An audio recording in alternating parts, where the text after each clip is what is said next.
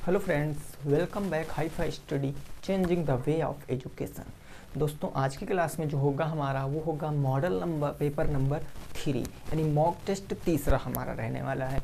इससे पहले 2 mock test मैंने आप लोगों को करा दिया है, तो वहाँ से आप चीज़ें सीख पा रहे होंगे, ये हम उम्मीद करते हैं। तो आज की क्लास के बीच हम लोग शुरुआत करेंगे। क्वेश्चन यहाँ पर पहला लिखा हुआ है, लेकिन उससे पहले आप इस वीडियो को शेयर कर दीजिए ताकि आपके मित्र जो नहीं आ पाए हैं वो आ जाएं।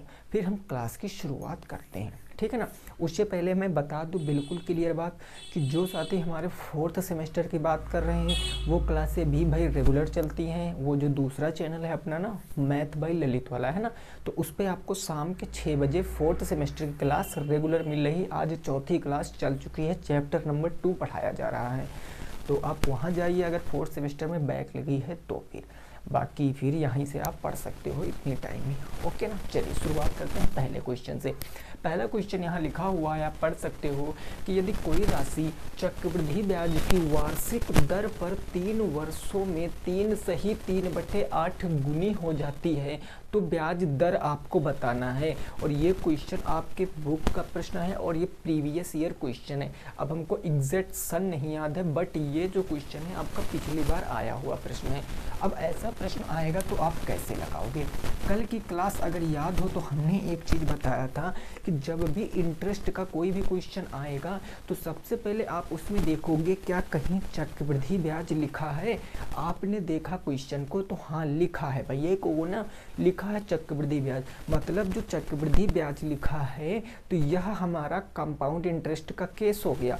अब इसमें सिंपल इंटरेस्ट की हम खेल नहीं खेल सकते, सारा खेल हम कंपाउंड इंटरेस्ट से खेलेंगे और वहीं से हम रेट निकाल पाएंगे। अब देखो सबसे पहले हमें यहाँ पर क्या दिया गया, एक टाइम दिया गया है, तो जो हमें दिया गया वो लिख लेते हैं। टाइम कितना दिया गया, 3 वर्ष, सो हमने लिख लिया यहाँ पर 3 ईयर्स। अब आगे बात क्या किया गया कि जो ये 3 सही 3/8 है, इसमें एक तो भैया प्रिंसिपल होगा और एक आपका अमाउंट होगा, यानी अमाउंट से प्रिंसिपल का रेशियो निकालेंगे।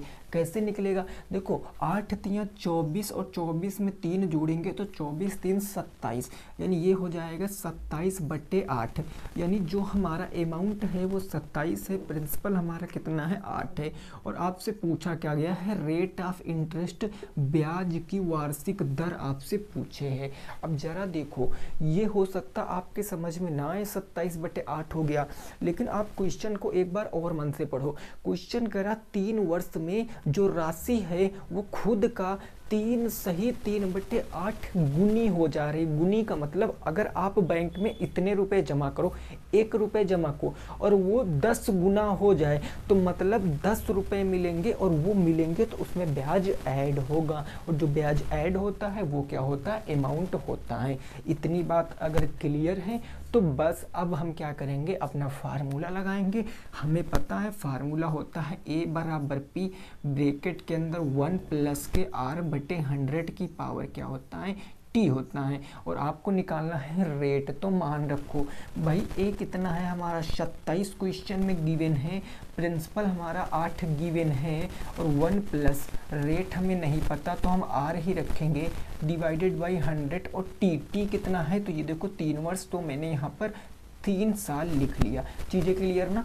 अब ये 8 गुणे में इधर बटे में, तो ये 27/8 आ जाएगा, और इस तरफ बचेगा आपका 1 प्लस में रेट बटे 100 की पावर कितना बचेगा, तो टाइम बराबर 3 वर्ष बनेगा। अब कुछ ऐसी जुगाड़ बैठाओ यहाँ पर कि ये पावर बराबर हो जाए। भाई पावर अगर बराबर हो गई तो बेस भी हम बराबर कर देंगे और अपना आर का वैल्यू निकालेंगे। तो हम पावर कैसे बराबर कर सकते हैं, आप अच्छी तरीके से वाकिफ हो। मैंने घातांक करड़ी में आपको पढ़ाया है कि 27 3 का घन होता है और 8 2 का घन होता है, यानी इसको हम 2/3 की पावर 3 कह सकते हैं, और बराबर इस तरफ बच गया 1 + के R/100 की पावर 3। अब आप यहाँ पर देख सकते हो कि घातें बराबर हैं। अगर घातें बराबर हैं तो हम घात से घात काट सकते, छोड़ दीजिए, बेस भी बराबर होगा, यानी कह सकते हैं कि 3/2 किसके बराबर होगा, R, या हम ऐसे लिखें 1 + के R/100 के बराबर होगा। इस R की वैल्यू निकाल लीजिए। प्लस में 1 है, इधर आएगा तो माइनस में 1, यानी ये हो जाएगा 3/2 माइनस के 1 बराबर में भैया r/100। 2 1 कम 2, 3 से 2 जाएगा तो 1/2 बच गया। भाई देखो 2 1 कम 2, 3 से 2 जाएगा 1, 1/2 और बराबर क्या बच गया आपका r/100 बच गया। 2 से काटोगे ये 50 बार 50 इधर आएगा, गुणा करा देगा तो रेट कितनी आ जाएगी 50% आ जाएगी। रेट कितनी आ जाएगी 50% आ जाएगी। जिनका भी ये आंसर आ रहा था वो बिल्कुल करेक्ट है। क्वेश्चन नंबर 1 का आंसर कितना आएगा 50% will be the correct answer. 50% आपका क्या आएगा उत्तर आएगा क्वेश्चन नंबर 1 का। आई होप आपको ये समझ में आया होगा। बोलो समझ में आया है कि नहीं आया, एक बार आप जल्दी से कमेंट करके बताओ। एक बार आप कमेंट करके बताओ 50% क्या आपका उत्तर आ रहा है। अगर आ रहा है तो वेरी गुड। अगले प्रश्न पे पहुंचेंगे, प्रश्न संख्या नंबर 2 पर। क्वेश्चन संख्या नंबर 2 पर और उसको आपको लगा के बताना है। क्लियर ना मेरे दोस्त, very good. Next question number 2।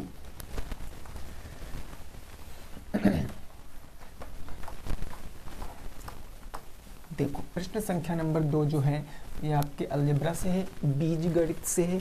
ये क्वेश्चन क्या है जरा समझिए क्वेश्चन को। ये क्वेश्चन आपसे कह रहा है कि 5x³ माइनस के 6x² माइनस के 28x और फिर क्या है भैया माइनस के 2 को भाग करना है आपको किससे x प्लस में 2 से। x प्लस में 2 से भाग करके बताओ क्या आएगा उत्तर।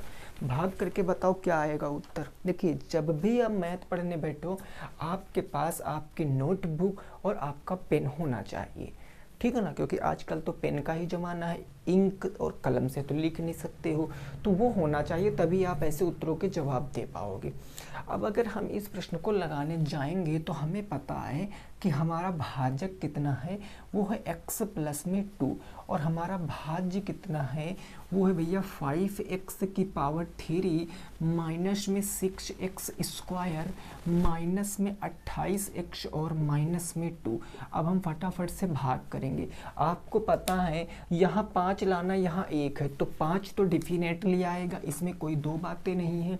यहाँ x³ है, यहाँ x है तो कितनी पावर कम 2 पावर कम, तो 2x की 2 पावर से गुणा करा देंगे। 5x का गुणा कराओगे तो 5x³। अब उसी 5x² का 2 से कराओगे तो 5 दूनी 10 प्लस के 10 हो जाएगा और x² आ जाएगा, ये x² आ गया। अब चिन्ह परिवर्तित कर लीजिए, ये माइनस ये तो खत्म हो जाएगा भैया। माइनस के 10 माइनस के 6 तो माइनस के क्या हो जाएगा 16x²। देन आपका बच गया 28x और माइनस के 2 बच गया। बात बिल्कुल क्लियर हुई होगी सभी लोगों को, है ना। अब माइनस के आपको ना क्या लाना 16x² लाना। आपके पास x है, माइनस के 16x से गुणा नहीं कराओगे, कहोगे सर बिल्कुल कराएंगे। तो माइनस के 16 से कराओगे तो प्लस माइनस माइनस 16x² बन गया। ओके मेरे दोस्त, माइनस और प्लस माइनस हो गया, 16 दूना 32 और क्या आ गया x आ गया। चीज़ें क्लियर, चिन्ह बदलो, माइनस से प्लस माइनस से प्लस। अब क्या करेंगे, ये तो हमारा कट गया, माइनस के 28x प्लस के 32x प्लस माइनस माइनस, बड़ा किसका चिन्ह है प्लस का, तो प्लस का बच जाएगा 4x और माइनस के 2 बच गया। अब हमको 4x लाना, हमारे पास क्या है 4 है, सॉरी हमारे पास x है, हमें 4x लाना है तो प्लस के 4 से मल्टीप्लाई करा देंगे तो प्लस के क्या आ जाएगा 4 आ जाएगा। अब 4 का x से कराएंगे तो ये आ जाएगा हमारा 4x और प्लस 4 दूनी 8 हो जाएगा, 4 दूनी 8। अब चिन्ह बदलेंगे प्लस से तो ये माइनस में आ जाएगा और ये माइनस प्लस से माइनस में, ये खत्म, माइनस का 8 माइनस के 2 माइनस के 10 आपका क्या बच गया शेष ये बच गया और ये आपका भागफल बच गया। ये आपका उत्तर आ गया। क्या आपका जवाब यही था भाई? क्या आपका जवाब यही था? जल्दी से बताओ कमेंट करके, क्या आपका उत्तर यही था? बोलो फटाफट कमेंट करके, बोलो भाई यही उत्तर था ना। चलिए अगले प्रश्न पे पहुंचते हैं, 3 नंबर प्रश्न पर। प्रश्न संख्या 3 देखते हैं वो क्या कह रहा है, उसको भी समझते हैं।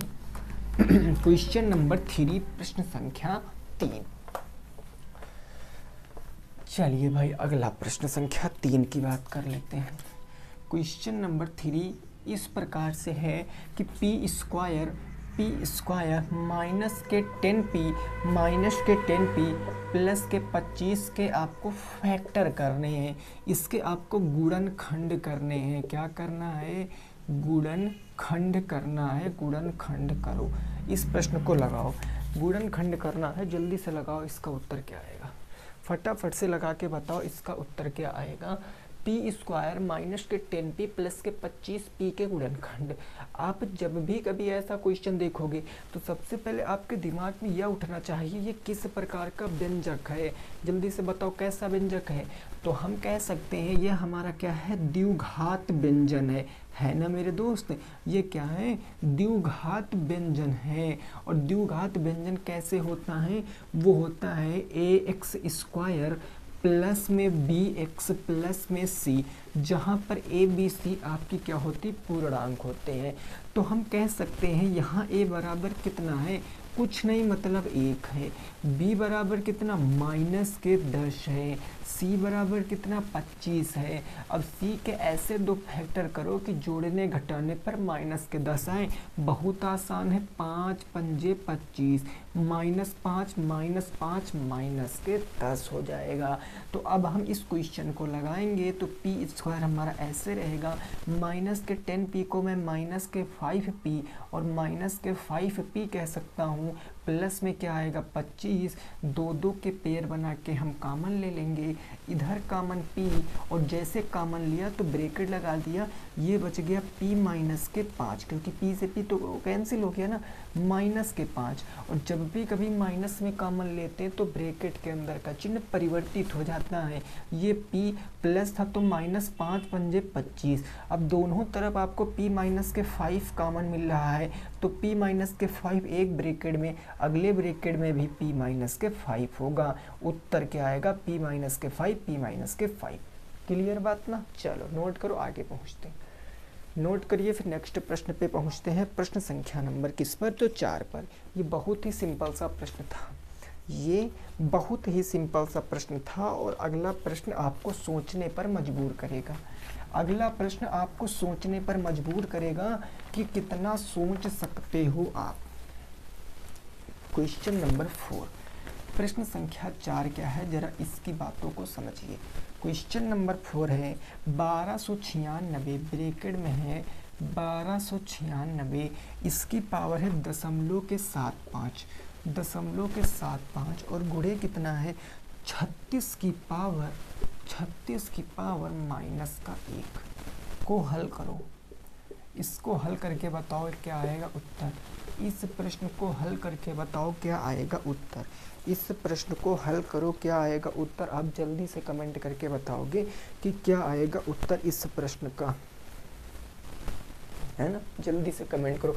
ये जो आपका क्वेश्चन है ये बेसिकली घातांक और करड़ी से जो होता है ना, घातांक और करड़ी चैप्टर का है। तो आपको पता है कि अगर घातांक करड़ी का रूल क्या कहता है कि अगर a की पावर m इंटू a की पावर n है, बेस बराबर है, तो घातें क्या होती? जुड़ जाती। अगर a की पावर m और भागे क्या है? a की पावर n है, अगर बेस बराबर है तो घातें क्या होती? घट जाती। किसी नंबर के ऊपर अगर नंबर है तो क्या होता है? नंबरों घातों का मल्टीप्लाई हो जाता। किसी नंबर की पावर ऋणात्मक है, धनात्मक बनाने के लिए उसके ऊपर बटे 1 लगाते। सारा कुछ बताया। किसी नंबर की पावर 0, उसका मतलब ऑलवेज 1 होता है। बस इतना ही कुछ फॉलो कराना है। कैसे कर सकते हैं? 1296 को मैं क्या कह सकता हूँ? 1296 को 6 चाह के 36 छक्का 216, 216 छक्का कितना होता है? 6 दूनी 12 और 12 छन कितना हो गया? 16, 16 छन 96, है ना। अब आप देखो यहाँ पर भाई, अगर आप यहाँ पर देखने जाओ या आप इसको ऐसे समझो भाई, हम 1296 को 6 इंटू 6 4 बार नहीं लिख सकते। 6 चार के 36 छक्का 216। अब यहाँ तक 216 को आप 6 से गुणा कराओगे, 6 चार के 36 3, 6 कम 6 3 9 और 6 दूनी 12। भाई 1296 आएगा कितना? 6 की पावर 4 करने पर। 6 की पावर 4 करने पर कितना आएगा, 1296 आ जाएगा। तो मैं कह सकता हूँ कि यहाँ पर क्या हो जाएगा, 6 की पावर 4 हो जाएगा। तो ये हो गया 6 की पावर 4 और इसकी होल पावर 0.75, तो 0.75 इंटू हम इसको कह सकते हैं 36 को 6 की पावर 2 और इसकी होल पावर कितनी है, माइनस में 1 है। क्लियर बात हो गई ना। अब देखो मेरे दोस्त क्या करेंगे, यहाँ पर हम 0.75 को क्या लिख सकते हैं भाई, देखो 0.75 को क्या लिख सकते हैं, दशमलव हटाएंगे नीचे, बटे 1 और 2 0 100, 25 थी या 75, 25 चौके 100, यानी हम 75.75 को 3/4 तो लिख सकते हैं। क्लियर सी बात है, लिख सकते हैं। तो ये हो जाएगा 6 की पावर 4 और इसकी होल पावर, जहाँ 75 था उसको हम 3/4 लिख सकते हैं, इंटू ये 6 की पावर क्या बच जाएगा, -2 बच जाएगा। ओके ना मेरे दोस्त। अब क्या करेंगे, पावर के ऊपर पावर, ये रूल काम करेगा। तो 6 की पावर 4 और गुणे क्या हो जाएगा, 3/4 हो जाएगा। 4 से 4 जय श्री राम हो गया और गुणे यहाँ क्या बच गया, 6 की पावर -2 बच गया। अब देखो 6 की पावर 3 और गुणे क्या है, 6 की पावर -2, बेस बराबर है मल्टीप्लाई, घाते क्या होंगी, जुड़ जाएंगी। तो ये हो जाएगा 1 बेस 3 प्लस -2 और इसका आंसर कितना आएगा, 6 की पावर 1 उत्तर होगा। 6 की पावर 1 का मतलब क्या होता है, 6 ही आपका राइट उत्तर आएगा। जिनका भी आंसर 6 आ रहा था वो अपनी जगह पर बिल्कुल सही है, उनको कोई कुछ नहीं कह सकता भाई, वो अपनी जगह पर क्या है, बिल्कुल सही है, बिल्कुल मतलब एकदम जबरदस्त। बात समझ में आ गई, बात समझ में आई है भैया कि नहीं आई है, आपको बताना है। ओके चलिए अगला प्रश्न, प्रश्न संख्या नंबर 5, क्वेश्चन नंबर 5 क्या है, जरा उसको देखिए और बताइए क्या आएगा उत्तर प्रश्न संख्या 5 की। यहाँ तक की बात में किसी को कोई दिक्कत परेशानी हमें नहीं होनी चाहिए ना, ऐसी ही आप वाली बात आएगी मस्त वाली। क्वेश्चन नंबर 5 क्या है, ये कुछ इस प्रकार कह रहा, एक कमरे की लेंथ आपको दिया गया है 12 मीटर और ब्रेथ आपको दिया गया है 9 मीटर, ये 9 मीटर दिया। देन हाइट भी आपको दे दिया गया है 8 मीटर, ये 8 मीटर आपको हाइट। तो क्वेश्चन में पूछा वह अधिकतम, बात को समझना है ना, वह अधिकतम कितनी लंबी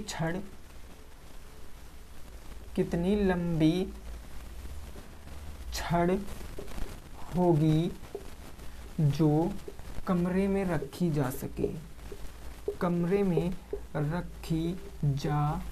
सके, ये प्रश्न आपसे पूछने की कोशिश कर रहा, प्रीवियस ईयर का क्वेश्चन है, ठीक है ना, ये प्रीवियस ईयर का क्या है, क्वेश्चन।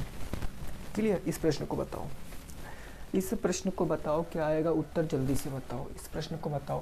एक जो आपका है कमरा है, एक क्या है, कमरा है, लंबाई दिया गया, भाई कमरे की कोई ना कोई लंबाई होती है, कमरे की कोई ना कोई चौड़ाई होगी, कमरे की कोई ना कोई ऊंचाई होगी, 3 चीज़ें हैं।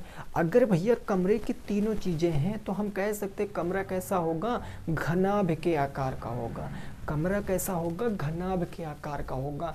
अब जरा मेरे दोस्त एक बात मैं आपसे पूछना चाह रहा हूँ, आप एक चीज़ अपने मन में रिलेट करो। अगर मान लिया आप जिस कमरे में इस टाइम बैठे हो, लेटे हो, जो भी कर रहे हो इस टाइम कमरे में, आप अगर इस कमरे को देखोगे तो वह अधिकतम दूरी कौन सी होगी जिस पर आप यहाँ पर रख पाओगे छड़, सबसे ज़्यादा लंबी छड़ किस दूरी पर रख पाओगे। तो आप कहोगे जैसे यह कमरा है आपका, मान लिया यह कमरा है, ऐसे कमरा आपका बना होगा, ऐसे वाला मस्त वाला, ये कमरा मान लिया मैंने आपका बना होगा, ये इसके 4 पॉइंट हैं, यहाँ पर कहीं आपका बेड पड़ा हुआ है ना, ये 4 पॉइंट हैं। तो भाई देखो यहाँ से यहाँ ये सब बराबर, ये सब बराबर, लेकिन एक ऐसी जगह है जो कि ये बीचों बीच में, चाहे तो ये जगह कह लो AC और चाहे तो ये BD कह लो, सबसे लंबी छड़ यही 2 रखी जा सकती हैं कमरे में, सबसे लंबी यही 2 छड़ रखी जा सकती। और ये होता क्या है, ये विकर्ण है, मैंने आपको अच्छे से बताया ये क्या है, विकर्ण है। और अगर आपको विकर्ण मैंने बता दिया है तो आप समझ सकते हो कि यहाँ पर जब हमें सब कुछ दिया गया है, लेंथ ब्रेथ और हाइट हमें दिया गया है, L बराबर कितना दिया गया 12 मीटर और ब्रेथ बराबर कितना दिया गया है 9 मीटर और हाइट बराबर कितना दिया गया 8 मीटर, तो हमें लगता है क्या बताना पड़ेगा, विकर्ण। अभी बताया और ये घनाभ है तो हम कमरे का विकर्ण निकाल लेंगे। बस हम कह सकते हैं कि सर कमरे का विकर्ण क्या होगा, कमरे का विकर्ण क्या होता है, जो आपका घनाभ का विकर्ण होता है, ब्रैकेट के अंदर एल स्क्वायर प्लस में बी स्क्वायर प्लस में एच स्क्वायर, हमने यही तो बताया था। अरे अब मान रख दीजिए अंडर रूट एल, एल कितना है 12, 12 का स्क्वायर 144, बी कितना है 9, 9 का स्क्वायर 81, एल एच कितना है भैया 8, 8 का स्क्वायर 64। इन सबको ऐड करो, ऐड करोगे तो कितना आएगा, जरा एक बात बताओ हमें, 4 1 5 4 9 हासिल आ गया 1, 6 8 6 14 4 18 1 19 के 9 हासिल 1, है ना। ये कितना आ गया भैया, गड़बड़ हो रहा है क्या, देखो जरा ऐड कर लो, 4 1 5 5 4 9, ठीक है। तो 8 6 14 और 14 4 18 के 8 हासिल 1 1 1 2, 289 रूट के अंदर, और रूट के अंदर 289, इसका वर्गमूल निकालोगे, मतलब हम 289 को 17 × 17 कह सकते हैं, मतलब क्या उत्तर आएगा 17 मीटर होगा। वह सबसे लंबी छड़ क्या होगी, 17 मीटर की होगी, जिसको हम रूम में रख सकते हैं। वह सबसे लंबी छड़ क्या होगी, 17 मीटर होगी, जिसको रूम में सजा सकते हैं। बोलो बात क्लियर है मेरे दोस्त कि नहीं है, बात क्लियर है कि नहीं है, यहाँ तक कोई परेशानी नहीं होगी, क्लियर बात हो गई। आगे पहुँचते हैं प्रश्न संख्या नंबर 6 पर, उसको लगाइए। अगला क्वेश्चन, ये बात बिल्कुल क्लियर ना, very good. Next question, question number कौन सा होगा, वो होगा 6, प्रश्न संख्या 6। प्रश्न संख्या 6 क्या है जरा समझिए। ये क्वेश्चन 6 नंबर इजी है, डायरेक्ट फार्मूला बेस्ड है, अगर आपको फार्मूला आता है तो आप लगा लोगे। एक घन की भुजा आपको दिया है कितना, 8 सेंटीमीटर, एक घन की भुजा 8 सेंटीमीटर है, तो आपसे पूछा है घन का आयतन, सब कुछ पूछ डाले इस क्वेश्चन में, संपूर्ण पृष्ठ और विकर्ण बताओ, तीनों चीज आपसे पूछ लिया है भैया। तो यहाँ से तो आपका काफ़ी सारा कुछ क्लियर होने वाला है ना, बहुत सारा कुछ यहाँ से क्लियर होने वाला है। तो अगर फार्मूला पता है तो उत्तर बता दोगे। जरा देखते हैं कौन पहले देता है उत्तर, भैया जल्दी से बताओ इस प्रश्न का जवाब क्या होगा। देखो, अगर घन की हमें एक वैल्यू पता है, ए का मतलब भुजा कितना है 8 सेंटीमीटर, तो सबसे पहले आयतन निकालते हैं। घन का आयतन क्या होता है मैंने आपको बताया है, घन का आयतन होता है ए क्यूब, क्योंकि घन की तीनों भुजाएं बराबर होती। ए कितना है 8, 8 का क्यूब कर लोगे, 8 × 64 = 512 सेंटीमीटर क्यूब आपका क्या आएगा, आयतन आएगा। आयतन कितना आएगा 512 सेंटीमीटर क्यूब, पहले का उत्तर आ गया आयतन।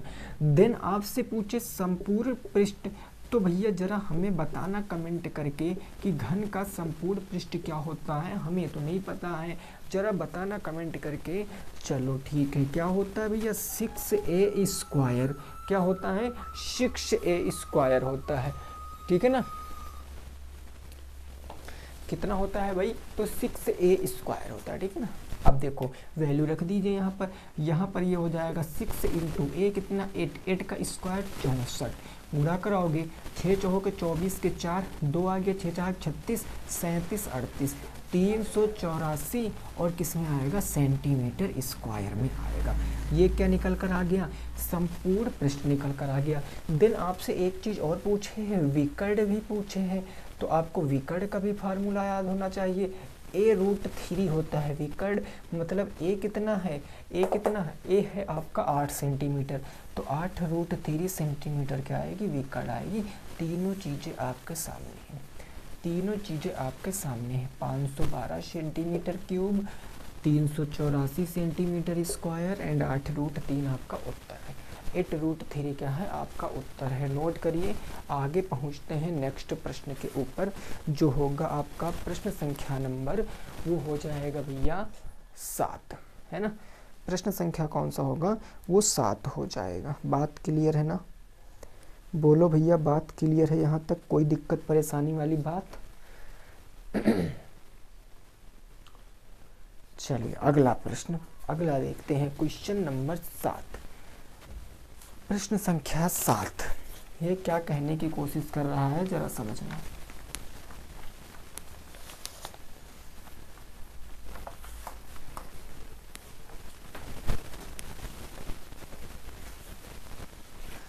देखो एक आकृति आपके सामने बनाई गई है, आकृति देखो आकृति बनाई गई है, जरा कैसे मैं आपको स्पष्ट रूप से दिखा दूं बना के, ये आपको वर्ग तो नहीं लग रहा, ठीक है। ये आकृति बनी है, ये यहाँ पर इसके पॉइंट को मिला दिया गया, ये है 41 सेंटीमीटर और भैया क्या है ये 40 सेंटीमीटर, सॉरी हाँ ये है 40 सेंटीमीटर, बिल्कुल करेक्ट डाटा है हमारा। और इसका नाम है ABCD। क्वेश्चन है आपसे, क्वेश्चन है ABCD का परिमाप बताओ। ये प्रश्न है आपसे, ABCD का परिमाप क्या होगा वो आपको बताना है, पेरीमीटर आपको बताना क्या होगा ABCD का। इस क्वेश्चन को लगाओ, ABCD का पेरीमीटर बताओ, परिमाप बताओ क्या हो जाएगा। देखो कुछ नहीं, लॉजिकली प्रश्न है, अगर आप चीज़ों को रेगुलर बेस पे कर रहे हो ना तो आपका सारा कुछ समझ में आ जाएगा। भाई देखो ये एक आपका क्या है, ये आपका एक है रेक्टेंगल, एक आपका आयत है, और जब आयत है तो आयत का परिमाप होता क्या है जरा हमें बताओ। आयत का परिमाप हम कैसे निकाल सकते हैं भाई, जो ABCD है, चूंकि एक क्या है आयत है, मैं ब्रैकेट में लिखे भी दे रहा हूँ आयत है, इसके अगर मैं पेरीमीटर की बात करूँ, परिमाप की बात करूँ तो परिमाप क्या होता है 2L × B। लेकिन क्या कहीं क्वेश्चन में आपको B की लंबाई पता है, ब्रेथ पता, चौड़ाई पता, नहीं पता। अगर चौड़ाई नहीं पता तो हम चौड़ाई क्या करेंगे निकालेंगे, और चौड़ाई निकालने के लिए हमें पता है ये राइट एंगल ट्रायंगल बन रहा है, तो ये चूंकि ये समकोण और इसके सामने ये कर्ण, तो ये समकोण त्रिभुज राइट एंगल ट्रायंगल, तो ये होता है कर्ण का स्क्वायर यानी 41 का स्क्वायर बराबर लंब का स्क्वायर और प्लस क्या होगा आधार, मतलब कि BC, ये इसका स्क्वायर, तो हम BC निकाल लेंगे। 41 का स्क्वायर कितना होता है, 1 का स्क्वायर 1 और 1 चौके 4, 4 दूनी 8 हो गया, 4 का स्क्वायर 1600, 40 का स्क्वायर 1600 माइनस कर देंगे, बराबर क्या आ जाएगा BC स्क्वायर। 1681 से 1600 जाएगा तो 81 बन जाएगा, स्क्वायर हटाएंगे तो रूट में आ जाएगा, यानी BC कितना हो गया 81, 81 का मतलब 9 सेंटीमीटर। अब देखो आपको ये चौड़ाई पता चल गई ना 9 सेंटीमीटर, बस बात खत्म। अगर ये पता चल गया तो मान रखो भैया यहाँ पर 2L कितना L है आपका लंबाई 40 और चौड़ाई कितनी है 9, और 40 9 कितना होता है 49, तो 2 गुणे 49, 2 गुणे कितना हो गया 49, और 49 दुना कितना हो गया 9 दूनी 18, 1 2 चौके 8 1 9 98, और ये 98 क्या आएगा सेंटीमीटर, आपका राइट आंसर आएगा, सेंटीमीटर आपका राइट आंसर आएगा। वैसे एक क्वेश्चन आज आपके लिए मैं दे रहा हूँ, होमवर्क है, आपको बताना है 49 में कौन सा समास है। आपका प्रश्न है कि 49 में कौन सा समास है, बहुब्रीहि है, कर्मधार है, द्विगु है, द्वंद्व है, तत्पुरुष, अव्ययी भाव, कौन सा समास है 49 में, ये आपको बताना, कमेंट करके बताना, ठीक है ना। चलिए अगले प्रश्न पे पहुंचते हैं, ये हो गया 7 नंबर। 8 नंबर प्रश्न पे, प्रश्न संख्या 8 पर, प्रश्न संख्या 8 पर पहुंचते हैं। यहाँ तक की बात बिल्कुल क्लियर ना, कोई दिक्कत नहीं। चलिए वेरी गुड। अगला प्रश्न संख्या 8, क्वेश्चन नंबर 8 देखिए क्या है और उसको जरा समझिए क्या कह रहा है। क्वेश्चन नंबर 8 प्रश्न संख्या 8, देखो भैया प्रश्न संख्या 8 ये कहना चाह रहा है आपसे, क्वेश्चन नंबर 8, इसकी भावनाएं इतनी हैं कि एक वृत्त की परिधि, एक वृत्त की परिधि आपको दिया गया, कितनी दिया गया है 154 सेंटीमीटर है ना। तो आपसे क्षेत्रफल पूछे हैं, तो आपसे क्या पूछे हैं एरिया ऑफ सर्कल पूछे हैं, क्षेत्रफल पूछे हैं वृत्त का, क्षेत्रफल बताओ, ये पूछे क्षेत्रफल बताओ, इसका क्षेत्रफल बताओ, है ना, इसका क्या बताना है क्षेत्रफल बताना है। देखो मैं एक चीज़ उससे पहले बता दूं, तब तक आप क्वेश्चन लगाइए। देखिए भाई, जो आप सभी लोग जो हमारे कुछ साथी पूछ रहे थे सुपर टेट की मैथ नहीं पढ़ाओगे क्या सर, मैं सुपर टेट की पूरी कंप्लीट मैथ पढ़ाऊंगा दोस्त, और याद रखना ऐसे पढ़ाऊंगा कि आपका कोई क्वेश्चन बाहर नहीं जाएगा। इस बात को आप लिखित तौर पे हमसे ले लीजिए, सारे टाइप में कवर करा दूंगा, ठीक है ना। पहले तो बात ये कि मैं वो चैप्टर आपको सबसे पहले पढ़ाऊंगा जो आपको दिक्कत होती है, जिसको बोलते हैं चाल, समय, दूरी। सबसे पहले हमारा यही चैप्टर रहेगा, टाइम, स्पीड एंड डिस्टेंस। और ये आपको कहाँ पर मैं पढ़ाऊंगा, तो ये आपको मिलेगा मैथ बाय ललित पर, ठीक है ना भैया। मैथ बाय ललित पर ये आपको मिलेगा। वहाँ पर 4th सेमेस्टर की भी मैथ चल रही है, जिसमें से यानी कि सोमवार, मंगलवार, बुधवार आपकी 4th सेमेस्टर, और बुधवार के बाद बृहस्पतिवार, शुक्रवार, शनिवार, रविवार आपकी क्या चलेगी, यूपी सुपर टेट और यूपी टेट की मैथ चलेगी। ये कंप्लीट मैं पढ़ाऊंगा, याद रखना ऐसा कोई क्वेश्चन नहीं होगा इस चैप्टर का जो आप नहीं कर पाओगे। ऐसे करके मैं एक एक सारे चैप्टर आपको कराऊंगा। Okay done. चलिए नेक्स्ट अगला क्वेश्चन, ये जो लिखा है इसका उत्तर बता रहे हैं काफ़ी सारे साथी, देखते हैं इसका जवाब क्या आएगा। भाई वृत्त की परिधि क्या होती है, सभी को पता है कि वृत्त की परिधि होती है 2πr। अगर भैया परिधि से हम रेडियस नहीं निकालेंगे तो हमें क्षेत्रफल कैसे पता चलेगा, क्योंकि क्षेत्रफल में भी तो πr² होता है ना, यही तो बस वैल्यू रखो 2 × πr का मान कितना होता है 22/7 गुणे रेडियस यहाँ से निकालेंगे, और इसकी वैल्यू कितनी है 154। अब किससे काटें, 11 से काट दें, 11 दूना 22, 11 चौके 44, सॉरी 11 एकम 11, 11 चौके 44, 14 बचा। 2 से काट दें 7 बार में, 2 से काट दिया 7 बार में, क्लियर, 2 से काट दिया 7 बार में। अब यहाँ क्या है 7 × 7 = 49/2, रेडियस कितनी आ जाएगी 49/2 आ जाएगी, नहीं आएगी, बोलो देखो भैया ऊपर आपका 2 बचा, ये 2 से चाहे इसको काट दो, 2 से काट सकते हो तो पॉइंट में चला जाएगा, इसको आप उधर गुणे में भेज दो, 7 × 7 = 49/2 कर दो, तो ये रेडियस निकल कर आ गई। अगर ये रेडियस है तो आप क्षेत्रफल निकाल सकते हो। πr का मान कितना होता है 22/7, 22/7 गुणे 49/2 और गुणे 49/2।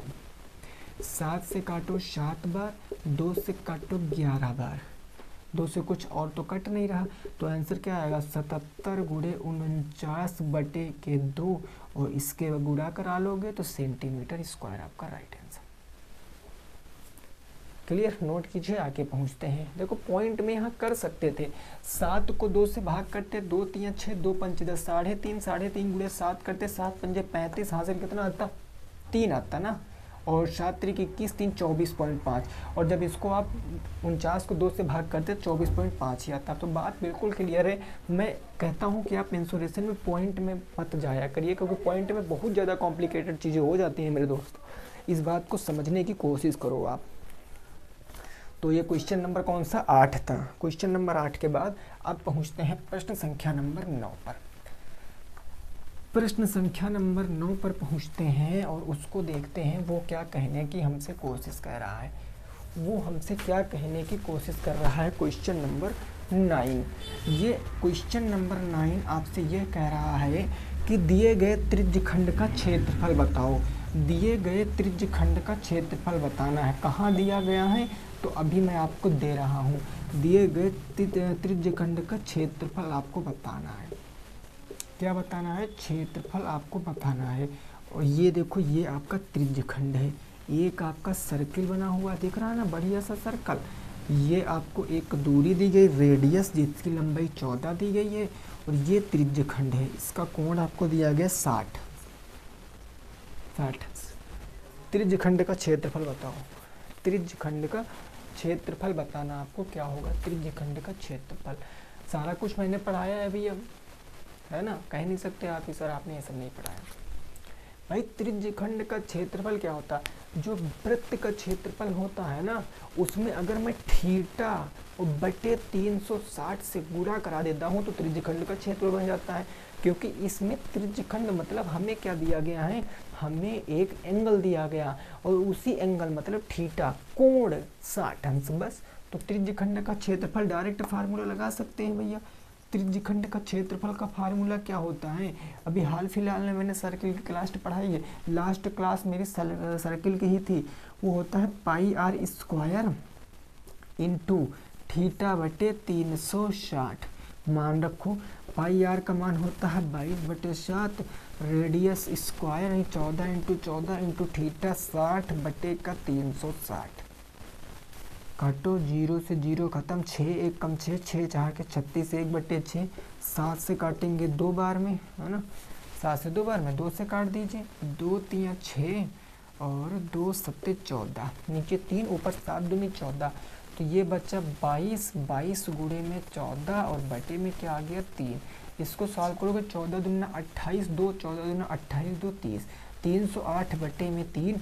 जब इसको आप सॉल्व करने जाओगे तो 3 1 कम 3 0 और 3 दूनी 6, 102 दशमलव लगाओगे, 2 3 3 छंग 18, 3 छंग 18, 102.66 और स्क्वायर में आएगा कि क्यूब में आएगा, स्क्वायर में आएगा, सेंटीमीटर स्क्वायर। क्लियर, नोट कीजिए, आगे पहुंचते हैं, इसको नोट कीजिए, फिर आगे पहुंचते हैं। नेक्स्ट क्वेश्चन क्या कह रहा है, क्वेश्चन नंबर 10, उसको समझते हैं।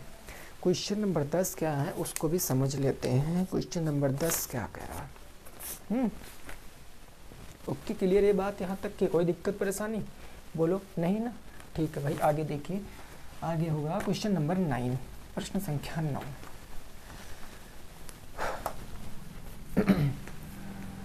क्वेश्चन नंबर 9 क्या है, जरा इसकी भावनाओं को हम लोग समझ लेते हैं। क्वेश्चन नंबर 9 आपसे बस इतना जानने की कोशिश कर रहा है कि एक बेलन की त्रिज्या, एक आपका क्या है बेलन है, एक बेलन की त्रिज्या आपको दिया गया है। एक बेलन की त्रिज्या कितना दिया गया है, 3.5 सेंटीमीटर, 3.5 सेंटीमीटर है, तथा क्या दिया गया, ऊंचाई तथा आपको ऊंचाई दिया गया, वो कितना दिया गया 10 सेंटीमीटर, ऊंचाई 10 सेंटीमीटर है। तो आपसे पूछा है आयतन बताओ, तो बेलन का आयतन बताओ, बेलन का आयतन बताओ। देखिए बस ये आपके क्या है, फार्मूले बेस्ड क्वेश्चन है, इसमें कोई दो बातें नहीं है। इसका आपको क्या बताना, आयतन बताना, जल्दी से बताओ, इसका आयतन बताओ। बेलन कैसे बनता है, बेलन कैसे बनता है, याद है ना, बेलन ऐसे बनता, हमने बना के आपको बताया था, सब कुछ बेसिक से बताया था। ये रेडियस होती है जिसकी लंबाई कितनी थी 3.5, इसकी लंबाई 3.5, इसकी लंबाई यहाँ से हाइट की लंबाई कितने दिया, तो दिया 10 सेंटीमीटर। तो आयतन होता क्या है बेलन का, बेलन का आयतन की बात अगर कर लें तो बेलन का आयतन क्या होता है, पाई आर स्क्वायर एच, यही ना होता है बेलन का आयतन। वैल्यू रखोगे तो 22/7 गुणे आर कितना है 3.5 ना, 3.5 गुणे 3.5 गुणे एच कितना है, एच हाइट है 10, 7 से काटा 7 पंजे 35.5, 22 के 0.5 से गुणा कराओगे 11, 5 दूनी 10, 5 10 11, 11 इंटू इससे कराओगे तो भाई 5 10 5 50 के 0, 5 10 30 या आप सीधे 35 0 35 एकम 35, 350.1 अंक पहले डायरेक्ट 35 आ जाएगा, 35 कराओगे 11 5 55 के 5 5 11 33 5 38 385। और ये आयतन हमेशा किस में आता, क्यूब में आता, सेंटीमीटर क्यूब आपका राइट आंसर है ना भाई। 10 से गुणा कराने का मतलब दशमलव हट जाएगा, हट गया, 11 35 का गुणा करा लिया, 11 5 55 3 11 3 33 5 38 385 घन सेंटीमीटर आपका क्या आ गया, बेलन का आयतन आ गया था। ये क्या था, क्वेश्चन नंबर 10 था आपका, क्वेश्चन नंबर क्या था 10 था। तो आज की क्लास में हमने क्या सीखा, 10 क्वेश्चन हमने सीखा। अब देखिए डेली बेसिस पर आपकी स्पीड कैसा बढ़ेगी, पूरा मतलब एरोप्लेन बन जाएगी आपकी स्पीड, अगर आप रेगुलर मॉक टेस्ट देते रहोगे तो, है ना। इसमें कोई मजाक की बात नहीं है क्योंकि सब कुछ आपकी ही मेहनत है ना, इसमें कोई वो बात नहीं है। तो ठीक है भाई, 10 में आज कितने सही हुए बताना। 3 मॉक टेस्ट हो चुके हैं, 3 चैप्टर बच्चे हैं, कराएंगे अभी ना, परेशान काहे हो को। तो ठीक है भाई, मिलेंगे नेक्स्ट क्लास में, कल की क्लास में 4th सेमेस्टर वाले 4 बजे और 6 बजे मिलेंगे वहाँ पर मैथ बायोलॉजी पर, ओके ना। तो ठीक है, सभी साथी रखेंगे अपना ख्याल। जय हिंद, जय भारत और वंदे मातरम।